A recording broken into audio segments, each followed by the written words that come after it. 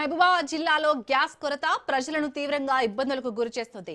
నరసింహులపేట మండలంలో వంట గ్యాస్ కోసం వినియోగదారులు రాత్రంతా క్యూలో నిలబడాల్సిన పరిస్థితి నెలకొంది. అర్ధరాత్రి నుంచే గ్యాస్ ఏజెన్సీల ఎదుట బారులు తీరుతున్న ప్రజలు అక్కడే రాత్రి గడుపుతూ సిలిండర్ కోసం ఎదురు చూస్తున్నారు.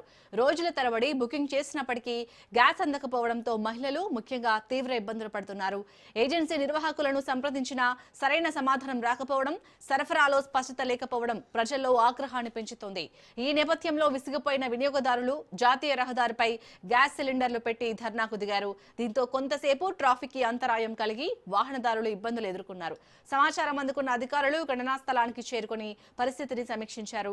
గ్యాస్ సరఫరాను వెంటనే పునరుద్ధరించాలని, అలాంటి సమస్యలు మళ్లీ రాకుండా చర్యలు తీసుకోవాలని స్థానికులు డిమాండ్ చేస్తున్నారు.